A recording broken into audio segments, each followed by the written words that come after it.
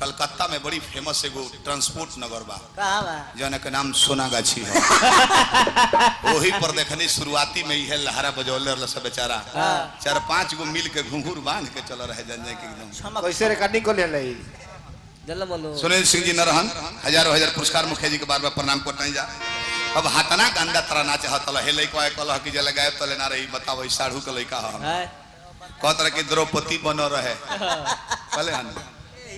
कहले आका तो 6 गो साड़ी पहनले रहले आ 6 घींच देहलस तो समियाना के पीछे गिरले तो लोग उठावल कि इतना जल्दी बेहोश काहे हो गेल इतना कम पर से गिरला से तइका के उठावल लो नु तइका संगे संगे उस समियाना के खूंटी उखड़ले चली एल का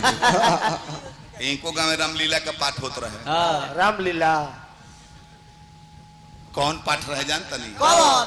लक्ष्मण मूर्छणम मूर्छणम मूर्छणम जगह द्रौपदी हरणम रहल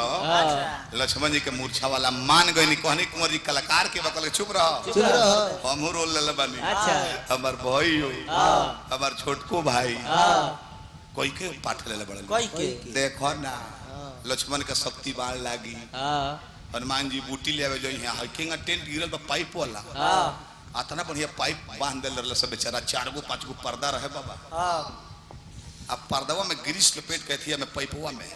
एकदम चिकन कर देल रहल सब हाय हाय आ हनुमान जी के मान ली उड़ी है थोड़े ना हनुमान बनर नहीं करे को चाचा बाड़े अरे अवतार हतना के वजन में रहले अब होइल की रसरी बांध दो एकदम चिकन बा पाइप छिलत नहीं है सरकवासी रसरी बा खींच दिया नीचे आ जे है बूटी ले ले पहाड़ ले ले रोल शुरू भइल भगवान राम लक्ष्मण के मस्तक जंघा पटक रोहतन के हनुमान अभी तक नहीं आए होइल बगलवा में लोग जो समाजी लोग बा ई बानर के रोल में रहलो ऐसे को बैठा रहलो अभी तक प्रभु जी क्या हो रहा है हनुमान नहीं आए सूर्योदय होने लक्ष्मण का प्राण निकल जाएगा आई लो अपन मनोज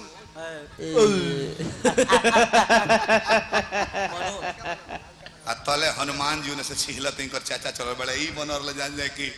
लक्ष्मण कुंवर जी इनको भैया राम हनुमान जी छिलत अइले भोल लइका जयकार के सब वीर हनुमान की हनुमान जी का चाचा पहाड़ ले ले अच्छा पटरा में पहले ले सब जा ओइले जो रसरी सरकवासी बन रहे कि खोल के सरका दियई रसरी फंस जाता ला अब हनुमान जी ऊपर केलहवा काटता रहे हनुमान उतना दूर से आ गया नीचे आओ लक्ष्मण का जान खतरे में बूटी कहाँ है हनुमान ऊपर छल वाला डायरेक्टर देखले कि रही तो ड्रामा बिगड़ जाई बोले रे रसरी काटो सा एगो गुड़वा कौर पटरवा में बांध रहे एगो हथवा कौर जे हनुमान के चाचा बन रहले गुड़वा कौर को तो काट देले सब अब एक तरफे एक ये लटकल बड़े हाथ ले ले हनुमान नीचे आओ तो खतरे पहले रसरिया कटोई में किना दूं दिसती अब रसरी ऊपर ला लागल कटाए आ तले लक्ष्मण जी बनर ले चीते सुतल बड़े भगवान के गोद में आ देखो तर रे हे चाचा हनुमान बड़े बड़े रसरिया कटे तो देहिए पर गिरी है अब लक्ष्मण जी धीरे धीरे घुसकता रहे कुंवर जी घुसकता रहे धीरे धीरे भैया एक केहनी कपड़े पर मरता रहे सूत अभी बूटी पीली है तब जी है अभी मोल बड़े काटत काटत रसरी लक्ष्मण जी मानत रहे घुसकला होता आ तले रसरी काट देले से तो केहुनिए के बोले गिरत रही कर चाचा हनुमान बन वाला लक्ष्मण के छाती है पक दे खड़ा हो लक्ष्मण जी राम जी को सुत हनुमान इतनी देरी क्यों लगा दी बूटी कहाँ है का चाचा का तो डांड पर चोट लगा रहे वाले की बुटवासल बड़े अरे हनुमान तुम्हारी बाणी को क्या हो गया बहुत लंबा सफर तय करने से तुम्हारा बाणी गड़बड़ हो रहा है बहुत अशुद्ध हो रहा है बूटी कहाँ है कहले कि पहले ही पता को रसरी कौन कटला सब कहले कि रसरी पता करे जे लक्ष्मण के प्राण आफत में बा डायरेक्टर घबराई बड़े करी तो रोल में बिगाड़ दी है सब पर्दा खींच हड़बड़ी में गड़बड़ी हो जाला घींचे के 1 नंबर पारदा अच्छा पहले 3 नंबर घींच देता लोग लो अभी कुंभकर्ण और मेघनाथ अंडरवियर पर मेकअप करते रहे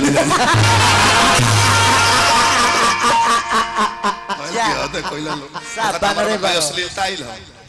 आ तू लगत साफ छिछड़ई को के धरे तारा साफ छछना ब्यास बड़ो तू तने भर चले के हमनी के राम चारों भाई जनकपुर से शादी को के आइल बनी लो धीरे धीरे दिन बीतता खुशी के माहौल बटे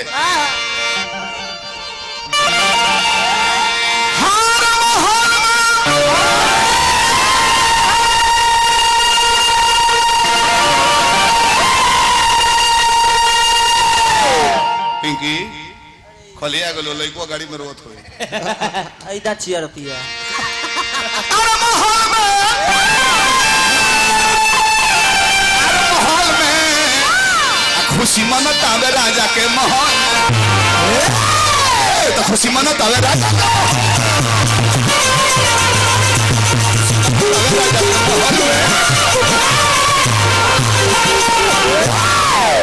रोज रोज सुनात में नया समाचार हो तो रोज रोज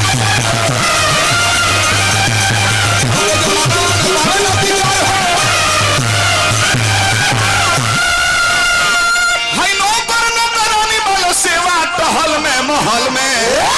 तो खुशी मनत आवे तो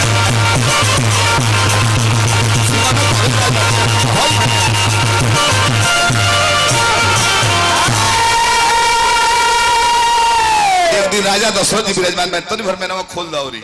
पटता बाजता तो विराजमान में राजा दशरथ जी आ काम मन में आइलो चके में एगो शीशा लेके अपन मुंह देखता रहे अरे श्रवण समीप भये शीत केसा कान के जरी एगो पाकल केस चमकल जब देखले तो कहली करी हमारे कुल खानदान के लोग चौथापन में जाकर तपस्या करके अपना भाग्य सौभाग्य बनाते हैं और मैं अभी तक राजभोग कर रहा हूं बढ़ जाता नहीं बहुत हेलो हकी गंगा किनारे मोरा का एक कान्हा घूम ले देखले जब पाकल पाकल ई ऊपर के सत्य देखले जब पाकल पाकल केस ई ऊपर के सत्य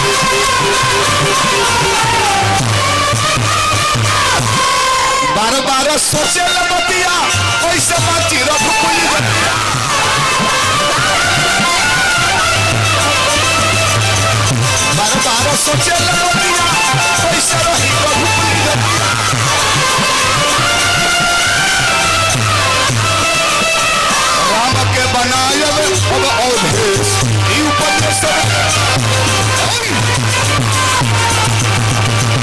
राम के बनायब अवधेश ई उपदेश